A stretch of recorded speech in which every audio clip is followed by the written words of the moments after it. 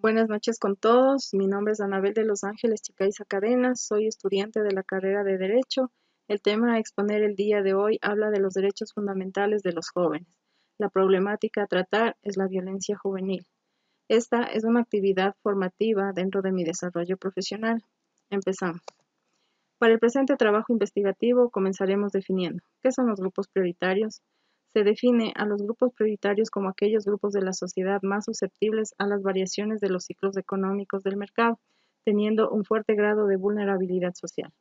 Los grupos se constituyen por niños, jóvenes y ancianos. Las condiciones sociales que acompañan a estos grupos son la pobreza, la marginalidad, el consumo y el tráfico de drogas y el hacinamiento.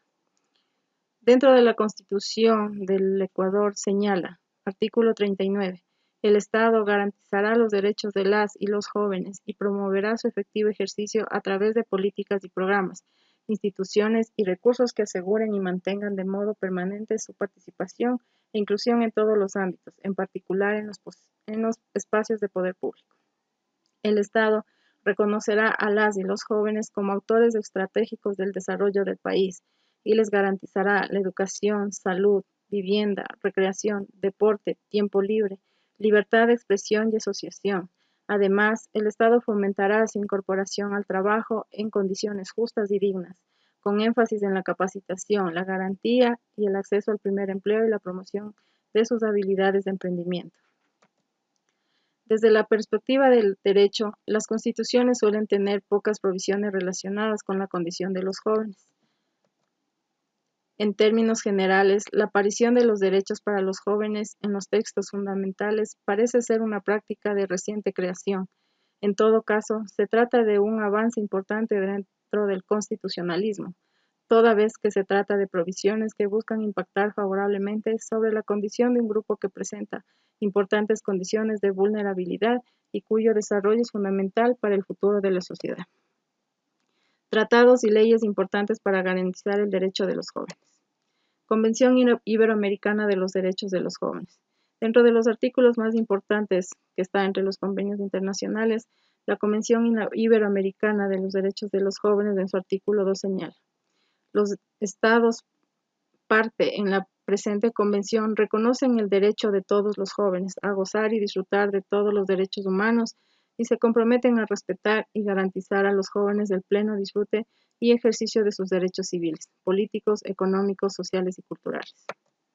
La Ley de la Juventud. Dentro de sus artículos más importantes tenemos: artículo 1, ámbito de la aplicación. La presente ley reconoce las particularidades de las leyes y los jóvenes ecuatorianos y la necesidad de establecer mecanismos complementarios a los ya existentes en el sistema jurídico, que promuevan el goce y ejercicio efectivo de sus derechos y garanticen el cumplimiento de los deberes y obligaciones. Para los efectos, la presente ley se considera jóvenes a todas las personas comprendidas entre 18 y 29 años de edad. El artículo 12. Definición de políticas.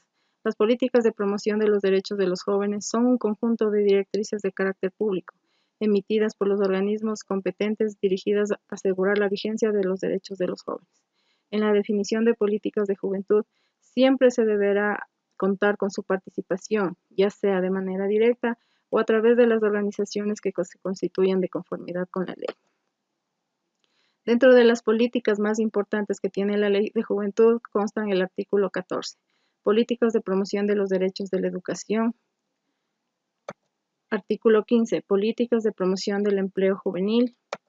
Artículo 17, políticas de la promoción de la participación juvenil. Artículo 18, política de promoción de la equidad.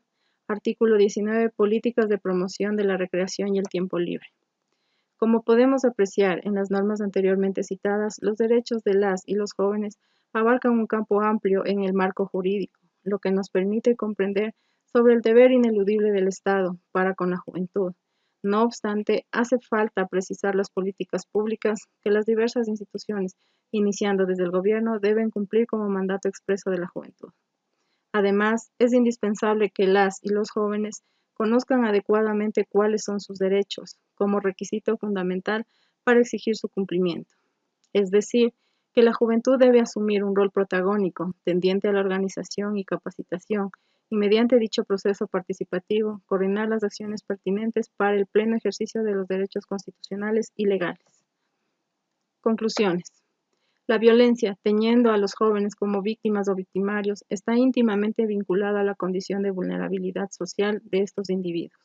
La vulnerabilidad social es tratada aquí como el resultado negativo de la relación entre la disponibilidad de los recursos materiales o simbólicos de los actores, sean individuos o grupos, y el acceso a la estructura de oportunidades sociales, económicas, culturales que provienen del Estado, del mercado y de la sociedad.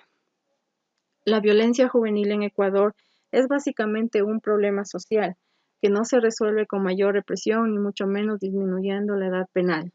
El crecimiento de la delincuencia en un país depende de su desarrollo económico, del nivel de vida de la sociedad y de la interrelación de estos factores con sus condiciones culturales y educativas.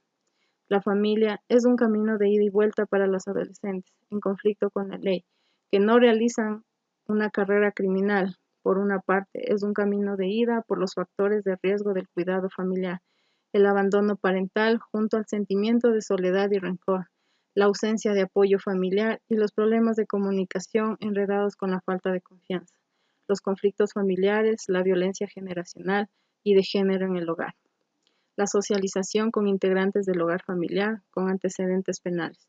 A todo ello se suma la complejidad que tiene desplegar un control informal y la supervisión directa cuando los referentes familiares se separan y tienen ocupaciones en mercados de trabajo precarios.